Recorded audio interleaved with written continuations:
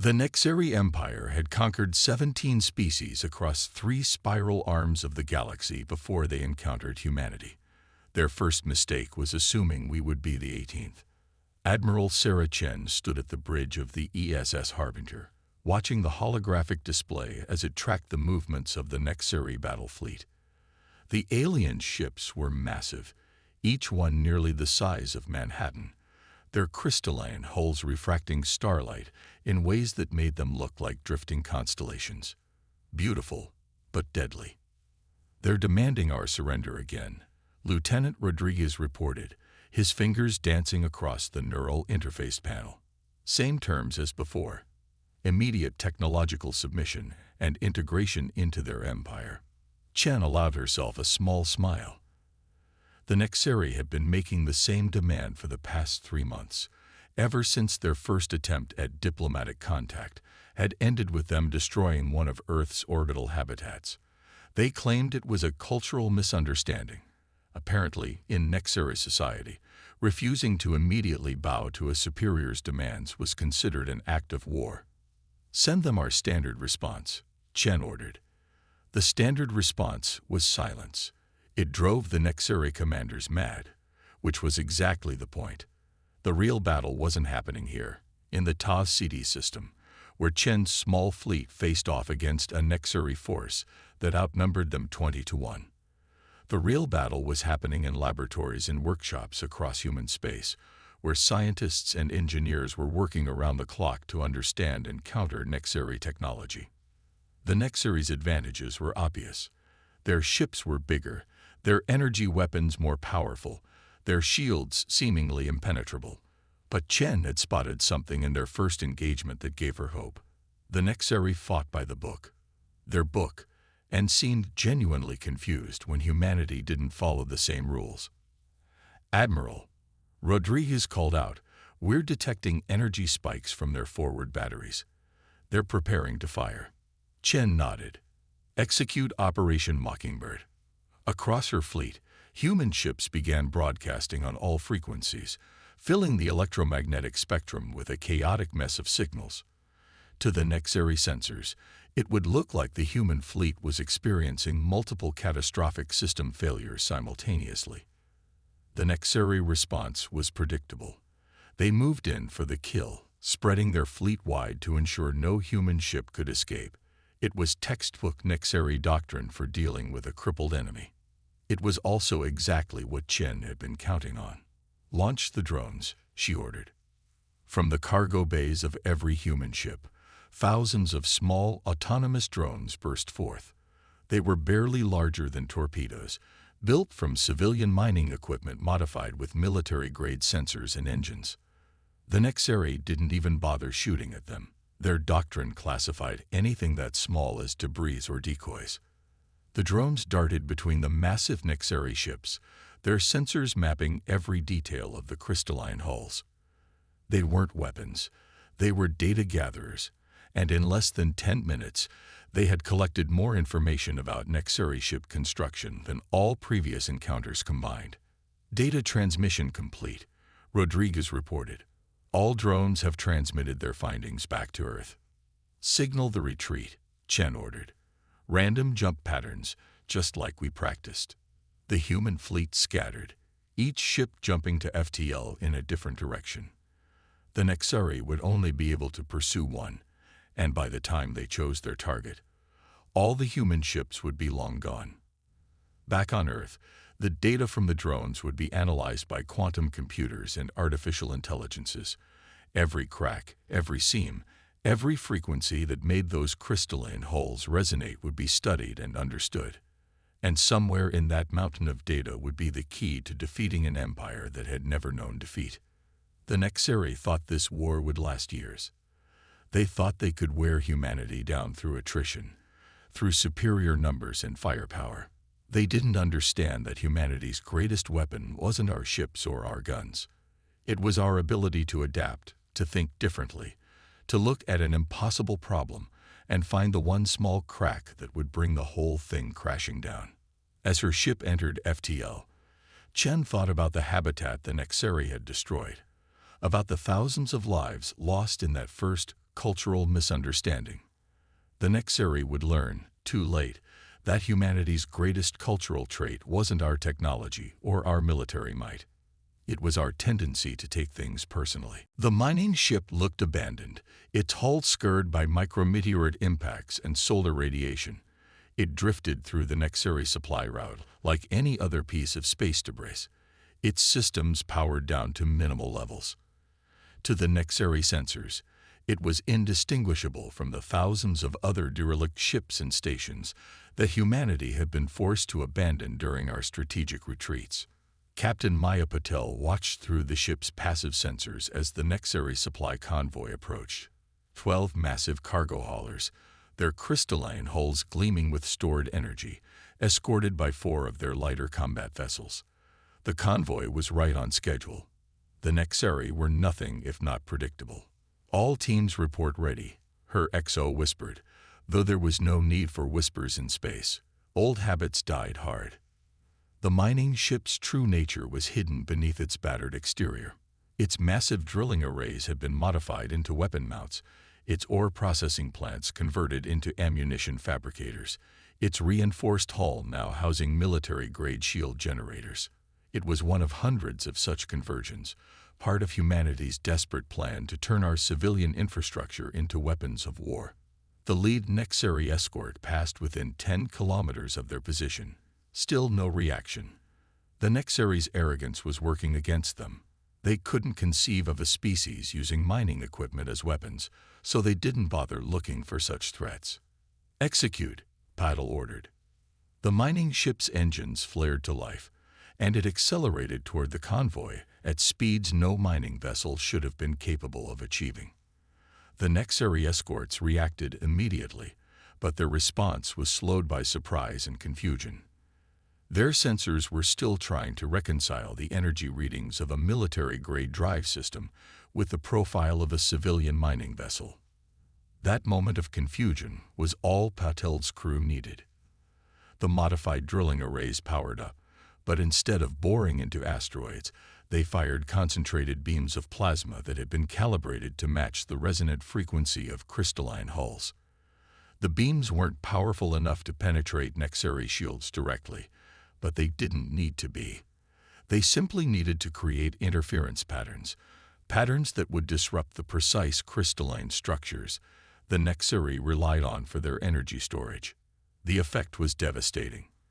The Nexeri shields flickered and failed as their power systems went into cascade failure. Their mighty ships, designed to shrug off direct hits from capital ship weapons, were being undone by mining equipment repurposed by desperate human engineers. "Second wave, launch," Patel ordered. From the ship's cargo holds, dozens of modified mining drones swarmed out.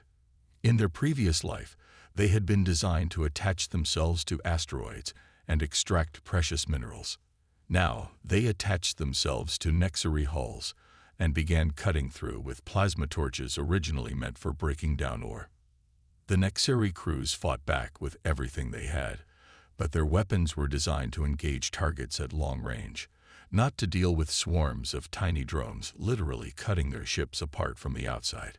Their doctrine had no provisions for this kind of attack because no species they had ever encountered had been desperate or creative enough to try it. "Ma'am," her sensor officer called out, "we're detecting power spikes from the cargo ships. They're trying to jump to FTL." Patel smiled grimly. "Let them try." The Nexeri cargo ships engaged their FTL drives, but the resonance disruption from the plasma beams had done more than just disable their shields. The crystalline matrices that stored their jump energy were cracking, creating feedback loops in their power systems. 2 of the cargo ships managed to jump away, but the others suffered catastrophic drive failures. In less than 20 minutes, the battle was over. 10 cargo ships and 3 escorts destroyed or disabled, their crystalline hulls shattered by their own power systems. The mining ship had suffered only minor damage from defensive fire. As her crew began salvage operations, Patel recorded her after-action report for Fleet Command. This raid, like dozens of others happening across Nexeri supply lines, would force them to divert more combat ships to escort duty. Every escort assigned to protect cargo was one less ship they could use to attack human worlds. But more importantly, each successful raid proved that humanity's greatest strength wasn't our technology or our numbers. It was our ability to look at what we had and find new ways to use it. The Nexeri had conquered 17 species by being stronger and more advanced. They had never faced an enemy that could turn mining equipment into weapons of war. They were about to learn that humanity's greatest weapons weren't our guns or our ships. They were our desperation, our creativity, and our absolute refusal to fight the way our enemies expected us to fight.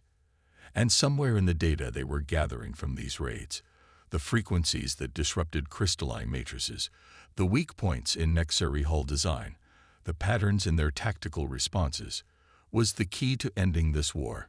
Not through attrition or superior numbers, but through understanding and exploiting the fundamental assumptions the Nexeri had built their empire upon. As her crew secured their prisoners in salvage, Paddle looked at the shattered remains of the Nexeri ships. The crystalline shards still sparkled in the starlight, beautiful even in destruction.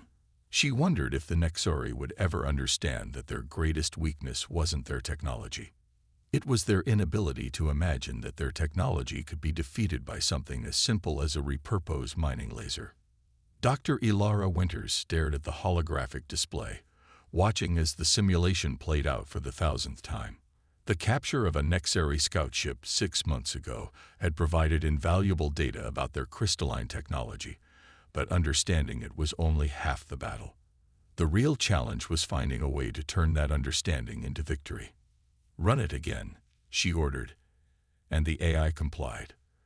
The laboratory deep beneath the Martian surface hummed with power as quantum computers processed the simulation.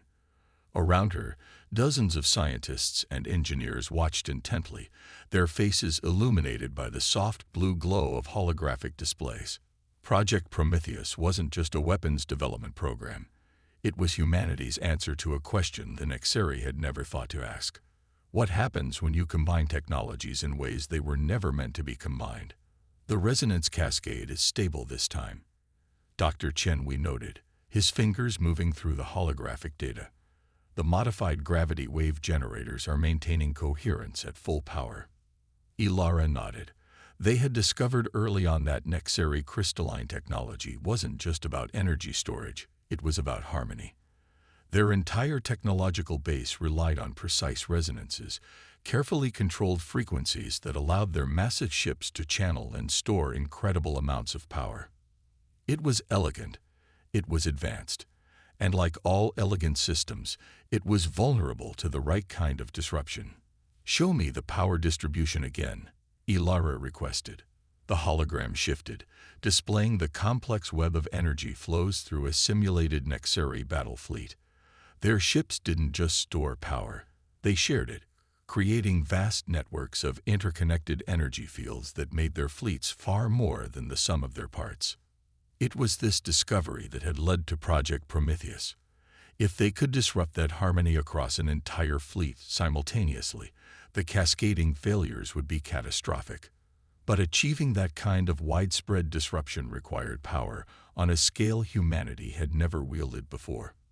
Dr. Winters, a young engineer, called out, "I think you should see this." Ilara moved to his station, where another simulation was running. This one showed something new, a way to use the Nexeri's own power distribution network against them. Instead of trying to overpower their systems directly, they could introduce a carefully calibrated resonance pattern that would amplify itself through their fleet-wide energy-sharing network. "It's like a virus," the engineer explained excitedly. "Once it starts, their own systems will propagate it faster than they can shut it down." Ilara's eyes widened as she understood the implications, and because it's using their own power distribution protocols, their automated safety systems won't recognize it as a threat until it's too late. She quickly called up another simulation, this one incorporating data from the captured scout ship. The crystalline matrices that formed the heart of Nexeri technology weren't just storage systems, they were communication networks, constantly exchanging energy and information across vast distances. "Show me what happens if we introduce this pattern through their hyperspace network," she ordered. The simulation played out, and the room fell silent. The resonance cascade wouldn't just affect a single fleet. It would propagate through the Nexary's entire command and control structure, carried by their own hyperspace communications network. Every crystalline matrix in their empire would be affected simultaneously. How long would it take them to recover? Someone asked. Ilara studied the data carefully. Their ships would lose power almost instantly. Without their crystal matrices, they'd be running on emergency systems only. No weapons, no shields, no FTL capability. They'd be trapped in whatever system they were in when it hit. And their ground installations, same effect. Their entire technological infrastructure relies on these crystals. Take them out, and they're thrown back to a pre-spaceflight level of technology in an instant. The implications were staggering. This wasn't just a weapon. It was a way to end the war in a single stroke. But the cost would be enormous. The Nexari would lose their entire technological base, centuries of development wiped out in moments. Can they prevent it if they detect it coming? Ilara shook her head. That's the beauty of it. By the time they detect the pattern, their own systems will already be propagating it. The more they try to communicate, the faster it spreads. She looked around the room at her fellow scientists and engineers. They had all lost friends and family to this war. They had watched as humanity was forced to retreat from world after world, fighting desperately against an enemy that seemed unbeatable. "Begin final testing," she ordered. "I want triple verification on every component. We get one shot at this, and it has to work perfectly." As her team sprang into action, Ilara thought about the name they had chosen for the project. Prometheus had given humanity fire, and that gift had changed everything. This new gift, this understanding of how to turn the Nexary's greatest strength into their greatest vulnerability, would change everything again. The Nexari thought they were invincible because they had perfected their technology. They never considered that perfection itself could be a weakness, that harmony could be turned to discord, that the very things that made them strong could be used to bring them low. They were about to learn that humanity's greatest weapon wasn't our technology or our determination. It was our ability to think beyond the perfect, to find power in imperfection, and to turn our enemies' strength against them in ways they never imagined possible. Fleet Admiral Sarah Chen stood once again on the bridge of the ESS Harbinger, but this time she wasn't running. Her small fleet of 30 ships faced a Nexari armada of over 300 vessels in the Ta-CD system, the same system where this war had started 3 years ago with the destruction of a civilian habitat. "All ships report ready," Lieutenant Rodriguez announced, his voice steady despite the tension. "Project Prometheus devices are powered and synchronized." Chen nodded, checking the time display. Across human space, dozens of small fleets were in position, each carrying their own Prometheus devices. The timing had to be perfect. They would only get one chance at this. "Message from Dr. Winters," Rodriguez reported. "Final simulation confirms 98.7% probability of success." Those were better odds than they'd had for most of this war. Chen thought about all the ships they'd lost, all the crews who had sacrificed themselves to gather the data that made this moment possible. This wasn't just about winning anymore. It was about making sure those sacrifices meant something.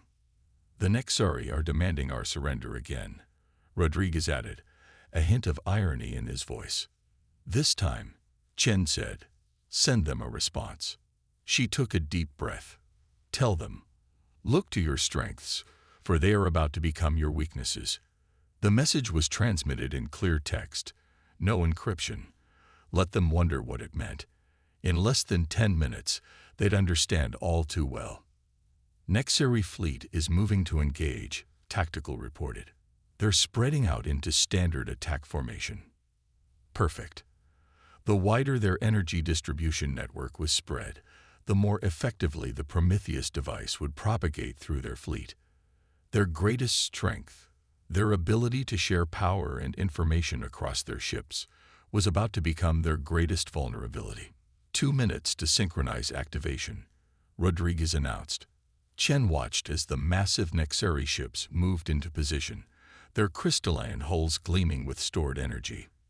They were beautiful, in their way, a testament to what could be achieved when a civilization perfected a single technological path.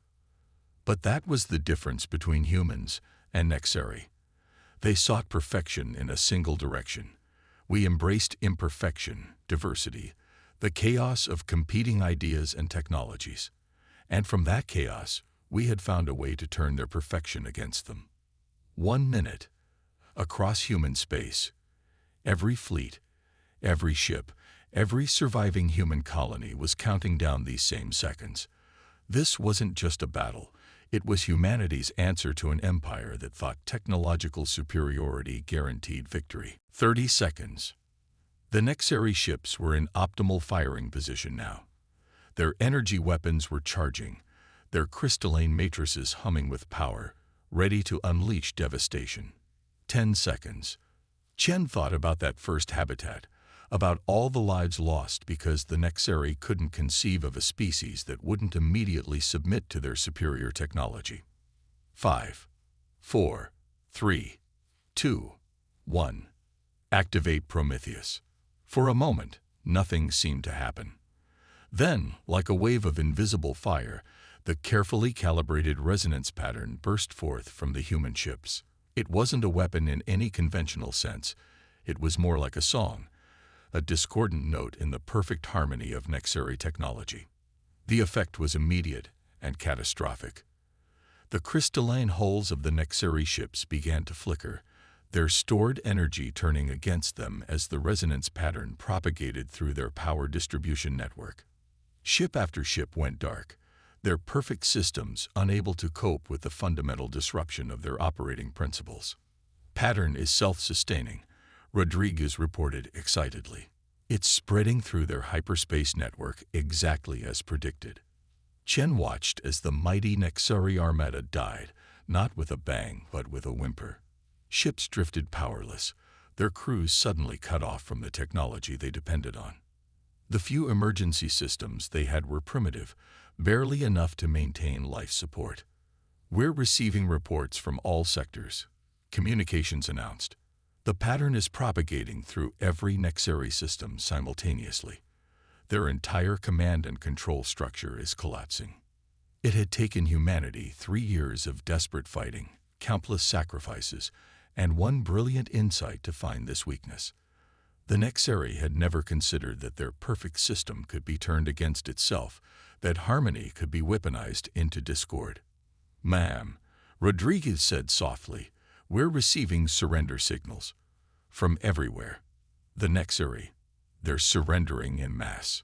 Chen closed her eyes for a moment, feeling the weight of victory.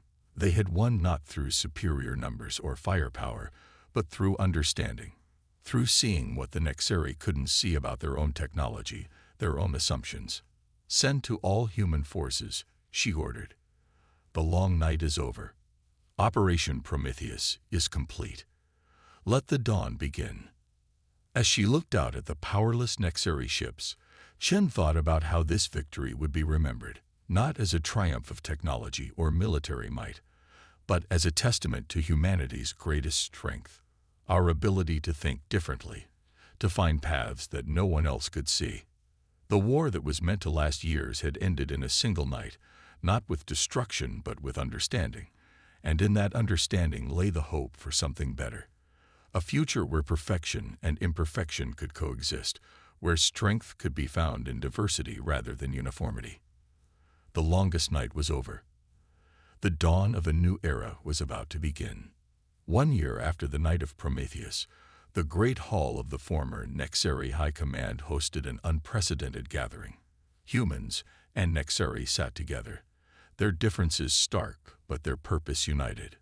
Dr. Ilara Winters stood at the podium, facing an audience that would have been unthinkable just 12 months ago. The crystalline matrices weren't just technology, she explained, her words being translated into the musical tones of Nexeri speech. They were a philosophy made manifest. The pursuit of perfection, of absolute harmony, built into the very foundation of your civilization. The Nexeri in attendance shifted uncomfortably. Their once pristine crystalline augmentations were gone, replaced by simpler, more robust technologies adapted from human designs. The fall from technological grace had been hard, but their species had proven remarkably resilient. But perfection, Ilara continued, can be a trap. When every component must be in perfect harmony, a single discord can bring down the entire system. Humanity never achieved your level of technological refinement because we never stopped arguing, never stopped exploring different paths, never settled for a single perfect solution. She gestured to the holographic display behind her, showing the new hybrid technologies that humans and Nexeri had developed together over the past year. Imperfect, inelegant combinations of crystalline precision and human redundancy, of Nexeri harmony and human chaos. We didn't win the war because we were stronger, she said. We won because we understood something that your civilization had forgotten. Strength lies not in perfection, but in adaptation. Not in harmony, but in the ability to survive discord. Admiral Chen, sitting in the front row, watched the Nexeri reactions carefully. She had spent the past year working closely with their military leadership, helping them understand not just how they had lost, but why. It hadn't been easy. Their entire worldview had been shattered along with their technology. But this isn't about victory or defeat anymore, Ilara declared. It's about learning from each other. You've shown us the power of harmony, of working together toward a single goal. And perhaps we've shown you the value of imperfection, of maintaining multiple paths forward even when one seems clearly superior. The new technologies being developed were neither purely human nor purely Nexeri. They were something new, crystalline matrices that could adapt to disruption, power systems that drew strength from controlled chaos, ships that combined the best aspects of both civilizations' approaches. A year ago, we used our understanding of your technology to end a war in a single night, Ilara said.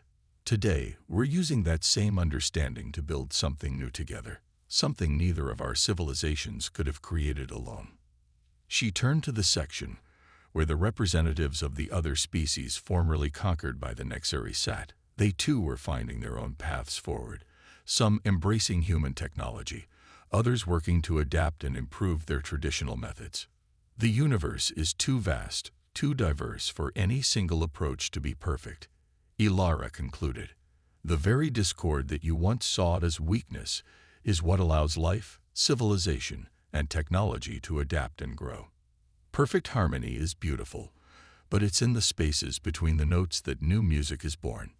After the presentation, Admiral Chen found herself walking through the halls of the command center with High Commander Ixel, her former adversary now turned cautious ally.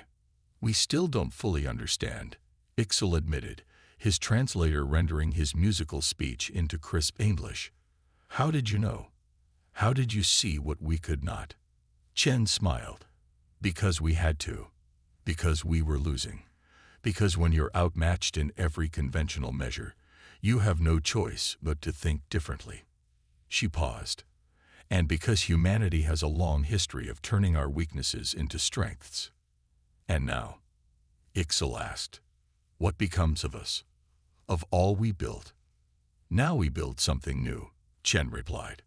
Something stronger because it embraces both harmony and discord, both perfection and adaptation. The war showed us what we could accomplish as adversaries. Imagine what we might achieve as allies. Above them, through the transparent dome of the command center, the stars shone bright and steady. Somewhere out there, the first joint human Nexeri exploration fleet was preparing to launch, carrying technologies and crews that combined the best aspects of both civilizations.